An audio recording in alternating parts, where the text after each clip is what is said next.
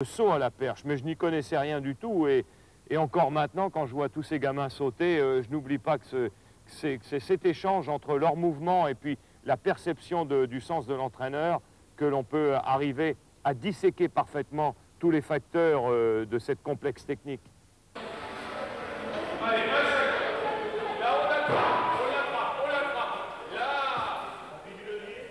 La progression technique, c'est une aventure que Jean-Claude Perrin va vivre en harmonie avec Alain Ripoll, que rien non plus ne prédisposait à devenir entraîneur de saut à la perche. Je ne faisais pas partie des bons à la perche et qu'à la limite, je crois que tous les défauts qu'on puisse avoir sur le plan technique, je les ai eus et j'ai eu à les résoudre. Et partant de cette expérience, j'ai pu la communiquer aux autres. Et Jean-Claude Perrin, ayant remarqué ses qualités, au lieu de faire ce qui se passe malgré tout parfois dans le sport, c'est-à-dire de me considérer comme une concurrence possible, a joué cette carte-là et a voulu justement attaquer une complémentarité pour s'accorder davantage de temps pour régler des problèmes de management, des problèmes d'intendance, des problèmes de logistique. À son contact, j'ai appris à progresser dans ces domaines où j'étais certainement très faible. Et puis d'un autre côté, j'ai réussi à lui communiquer mon observation technique, ce qui fait que nous sommes devenus polyvalents et complètement interchangeables, ce qui nous permet de faire un meilleur travail. Alain Ripoll et Jean-Claude Perrin, ensemble, c'est difficile être mieux.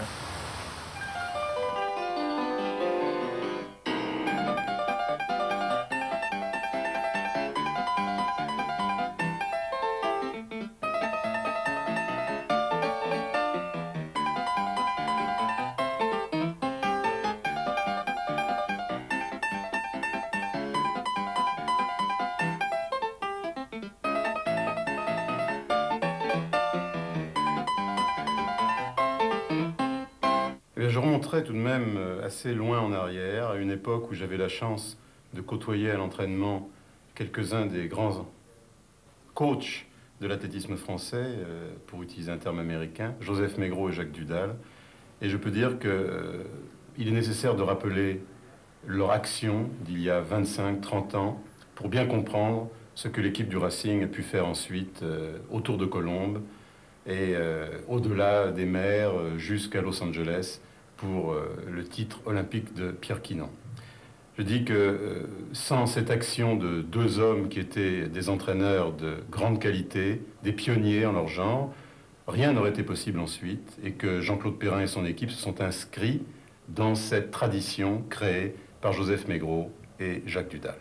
Quand je les vois arriver avec leur vélo, avec leur bicyclette, j'essaye de sentir comment ils vivent, où ils vont, quelle est leur école, où ils habitent, à quelle partie de l'étage sont-ils, où prennent-ils le train, comment vivent-ils.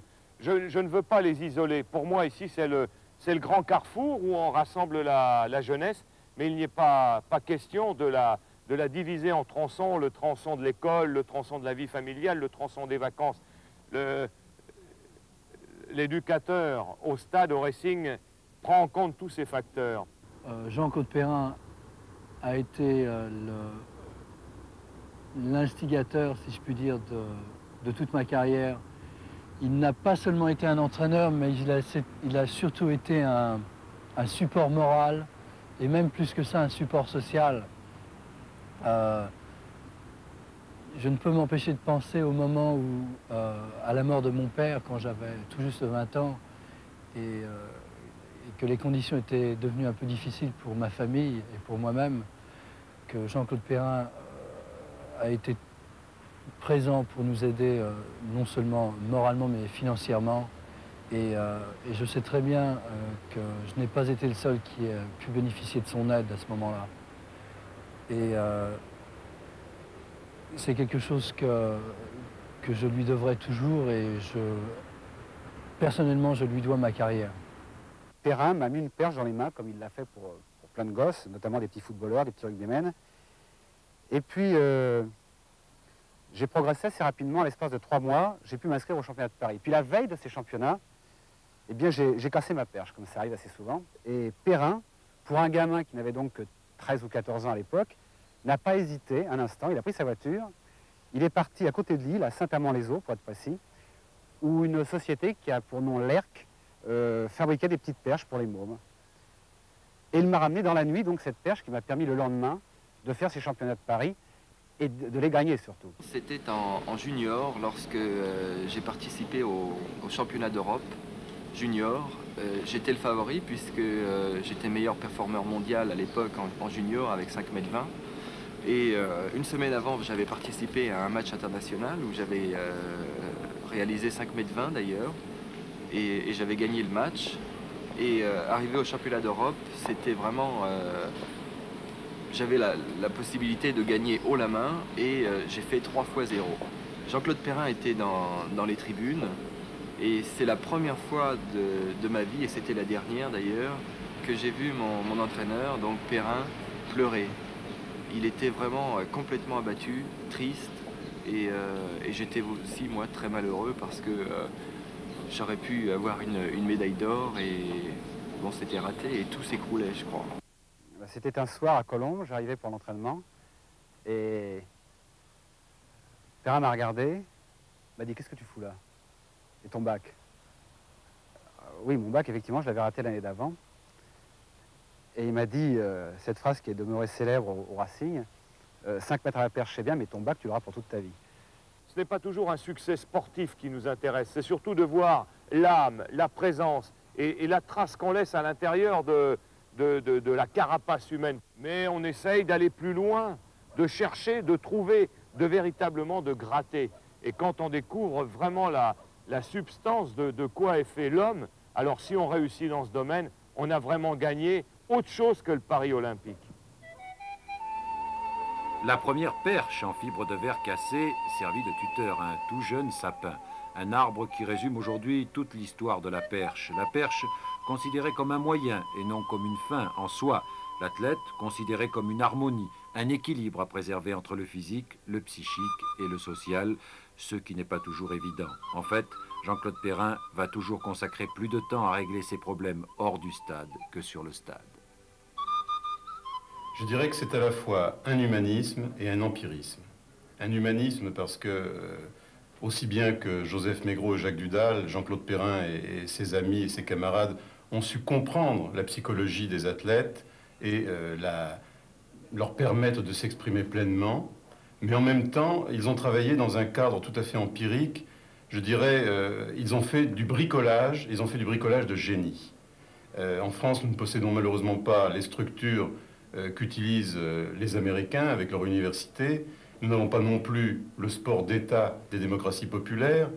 Et donc nous sommes un petit peu entre deux chaises. Et je crois que le coup de génie de Jean-Claude Perrin, ça a été d'exploiter au mieux les possibilités qui lui étaient offertes par le Racing Club de France, qui étaient importantes, mais qui n'ont rien à voir avec ce que l'on fait dans certaines autres structures étrangères, et également de susciter autour de lui un enthousiasme qui a débordé bien au-delà du simple noyau de Colombes, puisqu'on peut espérer que dans peut-être quelques années, on aura en France d'autres noyaux de perche. La chance de Jean-Michel Bello, Patrick Abada, Kado Rahal et des autres, c'est d'avoir un entraîneur qui a progressé en même temps qu'eux. Maître adjoint d'éducation physique à l'école centrale, Perrin se passionne pour la théorie et apprend à mettre la perche en équation. Dans le même temps, il est admis à la nouvelle école nationale d'éducation physique et nommé entraîneur national aux côtés de Maurice Ouvion. Je me souviens très bien de la première tournée aux États-Unis en 1977, à laquelle on avait été complètement battus, humiliés par les Américains. On était trop loin derrière eux. Et à ce moment-là, Jean-Claude Perrin m'a pris de côté, il m'a dit je les battrai un jour. Et c'est exactement ce qui s'est passé 2 années plus tard, à notre deuxième tournée aux États-Unis, au championnat des États-Unis à New York. Vigneron les a complètement épinglés. Et Mike Tully et Earl Bell des États-Unis sont venus vers moi et ils m'ont dit de dire à Perrin en anglais qu'ils étaient maintenant persuadés qu'il était le meilleur coach du monde. Entre-temps, Jean-Claude Perrin sort major de sa promotion de l'École normale supérieure d'éducation physique. Il a soutenu avec brio une thèse de doctorat portant sur les facteurs de performance du saut à la perche et leur corrélation avec les qualités physiques et morphologiques, le tout traité par l'informatique. L'informatique, un domaine qui fait partie de l'univers quotidien et professionnel d'Alain Ripoll. Et c'est ainsi que j'ai pu, par exemple, grâce à la micro-informatique, faire automatiquement des plans d'entraînement qui me prenaient des heures et des heures à rédiger de façon manuelle. Et maintenant, j'ai pu créer une banque de données de plans d'entraînement type que je peux réactualiser en fonction des besoins pour chaque athlète. Les éléments sont maintenant réunis pour réussir cette alchimie compliquée du sport de haut niveau. Jean-Michel, Patrick, Kadour, les gosses de Colombes ne vont pas tarder à venir jouer dans la cour des meilleurs. Pour te mettre en situation de renverser trop tôt, hein, tu perds de la vitesse là-dessus. Montréal, c'est un moment charnière, en ce sens que ça évoque pour moi deux grands souvenirs. Le premier, c'est la chambre d'appel, c'est-à-dire l'endroit où les athlètes se rendent avant de pénétrer dans le stade. Et à ce moment-là, j'étais assis à côté de gens qui, pour moi, représentaient des Everest. J'ai eu un petit moment de fébrilité lorsque j'ai repensé à Colombes, à ce quartier, à mon quartier, à ma zone à moi. Moi, le petit Colombien qui me trouvait donc au milieu de tous ces gens que j'avais vénérés. Et me retrouver au milieu de tous ces gens, ça a évoqué pour moi, ça a engendré chez moi vraiment un instant de... Je me suis senti très petit. À Montréal, Kadour Rahal, en raison du boycott des pays africains, ne peut être de la fête olympique. Jean-Michel Bello est finaliste, ainsi que Patrick Abada, qui laisse échapper d'un souffle une médaille et termine 4e. Ils ont tout juste 20 ans, tous les trois.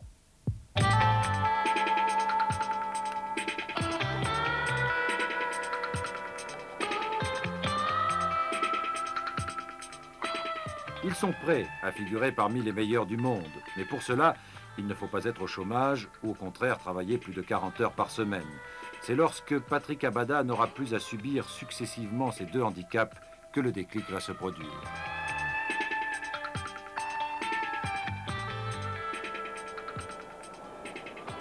À Charletti, en 1979, Patrick Abada et Philippe Ouvion vont tutoyer le record du monde.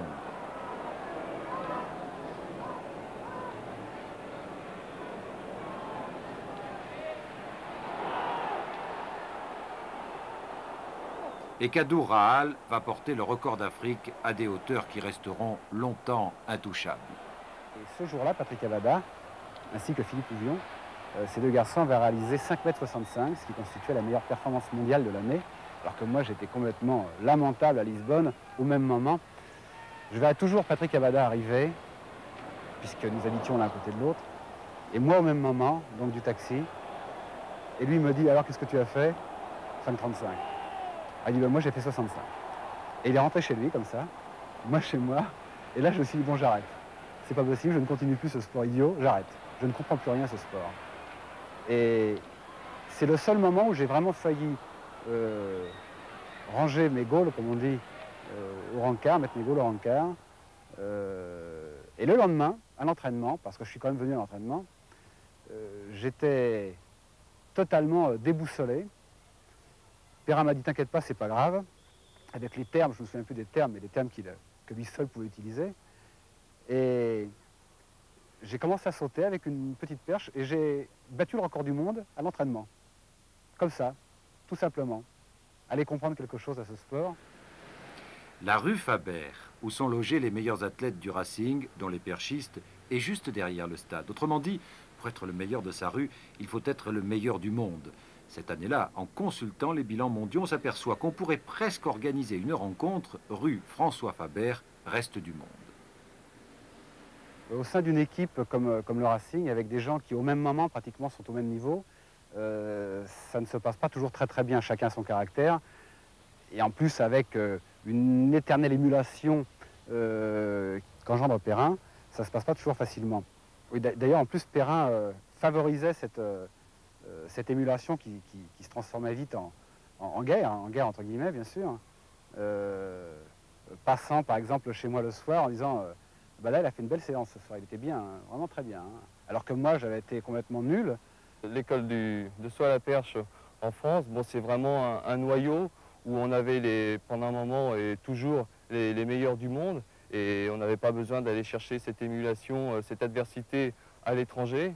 On avait tout sur place.